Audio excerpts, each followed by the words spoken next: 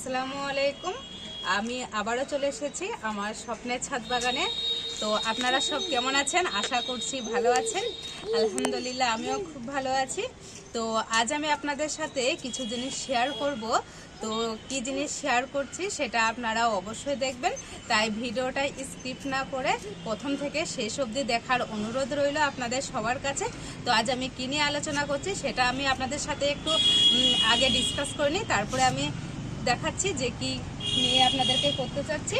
তো আমার জায়ফোনা অলরেডি দুষ্টামি করতে লেগেছে।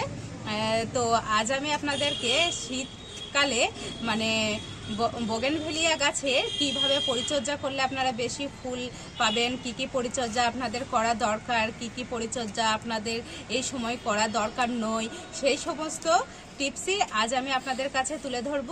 তো আপনারা ভিডিওটি অবশ্যই প্রথম থেকে শেষ অবধি দেখবেন, স্কিপ না করে। তো চলুন আমি কি কি করছি আপনাদের সাথে দেখাই।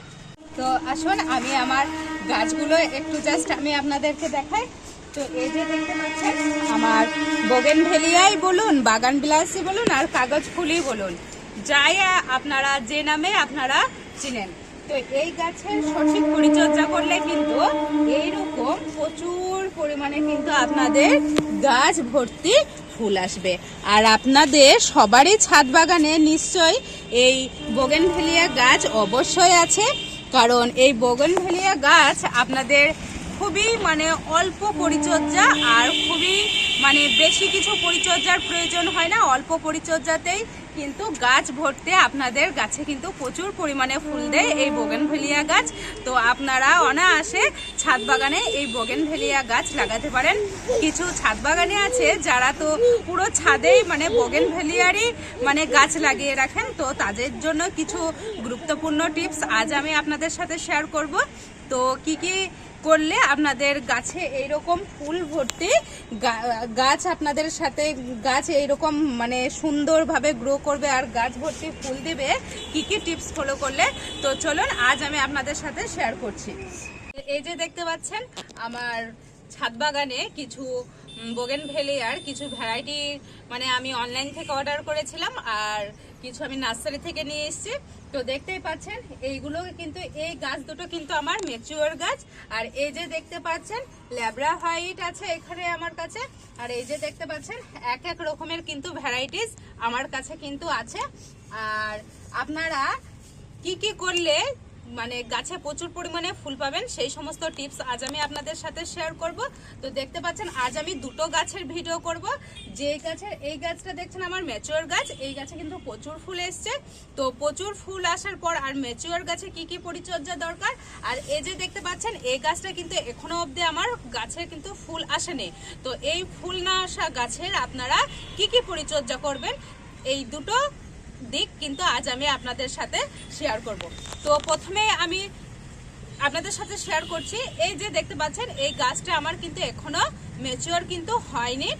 এটা জাস্ট আপনার 3 মাস মতো হবে। এই গাছটা আমি অনলাইন থেকে অর্ডার করেছিলাম।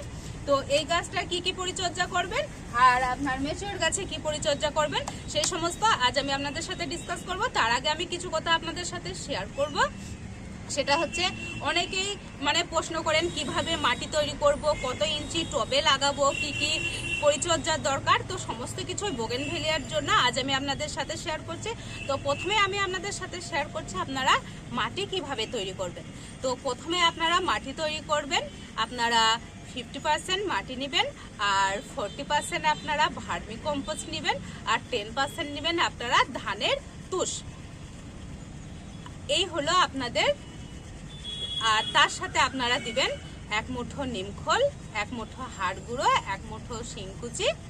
এই নিয়ে আপনারা মাটি তৈরি করবেন। আর বেশি কিছু কিন্তু দরকার হয় না বোগেনভেলিয়া গাছের জন্য। তো এই সমস্ত কিছু আপনারা মিক্স করে মাটি তৈরি করবেন। আর আপনারা ভাবছেন যে কত ইঞ্চি টবে বসাবেন। তো বোগেনভেলিয়া গাছের কিন্তু বেশি কিন্তু বড় টবের জন্য দরকার হয় না, একেবারে ছোট টব হলেও কোনো সমস্যা নেই। আপনারা যখন নার্সারি থেকে কিনে আনবেন তখন আপনারা 6 ইঞ্চি টবে লাগাতে পারেন। আর যখন আপনারা রিপোর্টিং করবেন তখন 10 থেকে 12 ইঞ্চি টবে লাগালেই কিন্তু যথেষ্ট। আর আপনারা কি করবেন, এই বোগেনভেলিয়া গাছের প্রচুর পরিমাণে আপনাদেরকে কি দিতে হবে, সানলাইট। সবসময় আপনাদেরকে খেয়াল রাখতে হবে যাতে এই বোগেনভেলিয়া গাছে সবসময় মানে সূর্যের আলোটা যেন সরাসরি পায়। মানে ম্যাচিওর গাছে আপনার গাছগুলো যাতে সারাদিনই, যেখানে আপনার ছাদ বাগানে রোদ আছে সেখানে আপনার ম্যাচিওর গাছগুলোকে রাখতে হবে যাতে সারাদিনই আপনার সানলাইট যেন পায়। আর আপনার যেমন দেখছেন এই সমস্ত ছোট গাছগুলো, এইগুলো আপনার দিনে 6 থেকে 7 ঘন্টা মিনিমাম রোদ পেলে কিন্তু আপনাদের এই ছোট গাছের জন্য যথেষ্ট। আর আপনাদের একটা জিনিস খেয়াল রাখতে হবে, বোগেনভেলিয়া গাছে কিন্তু বেশি জলের দরকার হয় না। তো অনেকে কি করেন, অতিরিক্ত জল দিয়ে ফেলেন, তার ফলে কি হয়, গাছের বৃদ্ধি হয়ে যায়, গাছের পাতা অনেক বেড়ে যায়, গাছে ফুল আসে না, আর আপনার গাছ মরে যাওয়ারও চান্স থাকে ছোট গাছে। তো বোগেনভেলিয়া গাছে অতিরিক্ত আপনারা জল দিবেন না। যখন আপনাদের মনে হবে যে আমার বোগেনভেলিয়া গাছে প্রয়োজন আছে জলের, তখনই কিন্তু আপনারা জল দেবেন। আপনারা দেখবেন যে আমার টবের মাটি ভিজা আছে কিনা। যদি আপনাদের টবের মাটি ভেজা থাকে তাহলে আপনারা জল দিবেন না। আর এই যে দেখতে পাচ্ছেন এই গাছটায় কিন্তু আমার দেখুন অনেকটা কিন্তু পরিমাণে জল মানে শুকিয়ে গেছে। তো এই গাছটাতে আমি এখনো 2 থেকে 3 দিন পরে কিন্তু জল দেবো। তো এই গেল। আর আপনাদেরকে অবশ্যই খেয়াল রাখতে হবে টবে যেন ভালোভাবে মানে জল নিকাশের জন্য যেন ড্রেনেজের সিস্টেম থাকে। আপনাদের বললাম ড্রেনেজ, তো ড্রেনেজের ব্যবস্থা ভালো রাখলে আপনাদের কিন্তু জল নিকাশন ভালো হবে, তাতে গাছে জল জমে থাকবে না। তো এইগুলো। আর আপনারা কখন আপনারা গাছের প্রুনিং করবেন আর আপনারা কাটিং কখন করবেন গাছের, তো আপনাদেরকে মাথায় রাখতে হবে প্রুনিং কখন করব। আপনারা এই আপনাদের বোগেনভেলিয়া গাছে কিন্তু আপনারা বছরে 2 বার কিন্তু হার্ড প্রুনিং করতে পারেন। আপনারা সফট প্রুনিংও করতে পারেন। তো হার্ড প্রুনিং আপনাদের করতে হবে বছরে 2 বার। আর সফট প্রুনিং কখন করবেন, যখন দেখবেন আমার গাছের এই যে দেখতে পাচ্ছেন এখন আমার গাছে ফুল ধরে আছে, তো এখন কিন্তু আমার প্রুনিং করলে চলবে না। আমি প্রুনিং কখন করব, এই ফুল যখন ঝরে যাবে, তো তখন এই যে দেখতে পাচ্ছেন এই গাছের কিন্তু আমি সমস্ত ডাল কিন্তু প্রুনিং করে দেবো, সফট প্রুনিং করে দেবো। তো তাতে কি হবে, আপনার গাছের নতুন যখন পাতা বের হবে তখন প্রত্যেকটা ওই কাটা ডাল থেকে কিন্তু আপনার নতুন পাতা গজাবে। আর সেই ডাল থেকে কিন্তু আপনার কিন্তু সুন্দর ভাবে প্রচুর পরিমাণে ফুল আসবে। আপনারা ভাবছেন যে গাছের বৃদ্ধি হয়ে যাচ্ছে, কাটতে আপনাদের মায়া লাগছে, তা করলে কিন্তু হবে না। আপনারা যত এই বোগেনভেলিয়া গাছে প্রুনিং করবেন ততই কিন্তু আপনাদের গাছ একদম গাছ ভর্তি হয়ে ফুল দেবে। তো এই গেল প্রুনিং। আর আপনারা প্রুনিং কখন করবেন, আপনারা ফেব্রুয়ারি মাসের পর থেকে আপনারা অক্টোবর নভেম্বর অবধি আপনারা পুরো মাসটাই কিন্তু প্রুনিং করতে পারেন। মানে ফেব্রুয়ারি থেকে আপনারা অক্টোবর নভেম্বর এই মাসগুলোতে আপনারা কিন্তু প্রুনিং করতে পারেন। এই গেল। আর আপনারা রিপোর্টিং কখন করবেন, গাছে কিন্তু এই যে দেখতে পাচ্ছেন এই গাছ কিন্তু এখন রিপোর্টিং করা চলবে না। যখন আপনাদের দেখবেন এই যে গাছে যখন আপনাদের প্রচুর পরিমাণে দেখবেন, যখন যদি আপনাদের শিকড় প্রচুর পরিমাণে বেড়ে যায়, বা আপনাদের টবের যে ড্রেনেজ সিস্টেম সেই ড্রেনেজ সিস্টেম দিয়ে যদি শিকড় বের হয়ে যায়, বা এই যে মাটি দেখতে পাচ্ছেন মাটির ওপর দিয়ে যখন আপনাদের দেখতে পাবেন যে প্রচুর পরিমাণে শিকড় মানে বের হয়েছে, তখনই কিন্তু আপনারা কি করবেন, আপনারা রিপোর্ট করতে পারেন বোগেনভেলিয়া গাছে। এবার এই যে গেল আপনাদের রিপোর্ট করার টাইম। এবার আপনারা কি করবেন, আপনারা এই যে দেখতে পাচ্ছেন এই আমার গেল ম্যাচিওর গাছ, এটা আমার বিগত 1 বছর হলো লাগানো। তো এই ম্যাচিওর গাছের জন্য আপনারা কি পরিচর্যা করবেন এই শীতকালে। তো ম্যাচিওর গাছের জন্য কোনো পরিচর্যা নেই, অলরেডি এটার আমার পরিচর্যা করা হয়ে গেছে। আমি অলরেডি এটার মধ্যে খাবারও দিয়ে দিয়েছি। তো এই শীতভর কিন্তু আমার আর কোনো কাজ নেই এই ম্যাচিওর গাছের জন্য। তো আর এই যে দেখতে পাচ্ছেন এই গাছটাতে আপাতত এখনো কিন্তু কোনো ফুল আপনার আসেনি। তো এই গাছের জন্য কি পরিচর্যা করবেন, আপনাদেরকে এই গাছের জন্য পরিচর্যা করতে হবে। এই গাছে কিন্তু কোনো নাইট্রোজেন ঘটিত খাবার কিন্তু দেওয়া চলবে না। নাইট্রোজেন ঘটিত খাবার দিলে আপনাদের কি হবে, গাছের কিন্তু এই যে দেখতে পাচ্ছেন পাতার বৃদ্ধি হয়ে যাবে প্রচুর পরিমাণে, গাছে কিন্তু ফুল আসবে না। আর গাছে ফুল আপনারা বাগানে লাগান, গাছে প্রচুর পরিমাণে যাতে ফুল আসে। তো প্রচুর পরিমাণে ফুল আসার জন্য কি করতে হবে, আপনাদেরকে জাস্ট একটা টিপস ফলো করতে হবে, কি NPK 0050।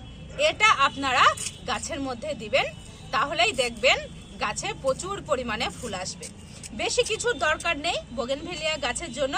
অনেক ইউটিউবার দাদা ভাই দিদি ভাই আছে, তারা কিন্তু প্রচুর পরিমাণে করে, কিন্তু আমি আমার নিজের অভিজ্ঞতা থেকে বলছি বোগেনভেলিয়া গাছে কিন্তু বিশেষ কিছু পরিচর্যার দরকার হয় না।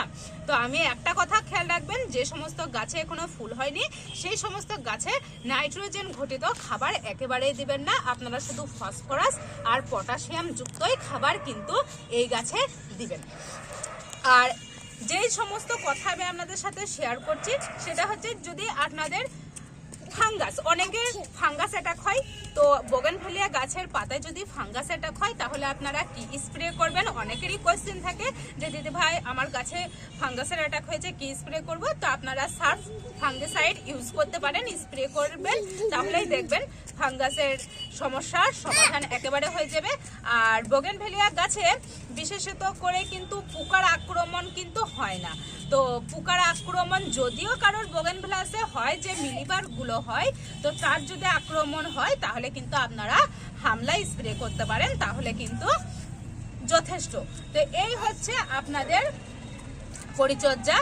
আর গাছের গোড়াতে অনেকের যাতে পোকা না লেগে যায় তার জন্য তো আমি বললাম মাটি তৈরি করার জন্য কি করতে হবে। মাটি তৈরি করার সময় আপনারা নিম খোল যেহেতু দিচ্ছেন বা নিম অয়েল, সেটা একবার স্প্রে করতে পারেন। আর নিম খোল তো দিচ্ছেনই রিপোর্ট করার সময়, মাটি তৈরি করার সময়, তো পোকা লাগার কোনো সম্ভাবনা নেই।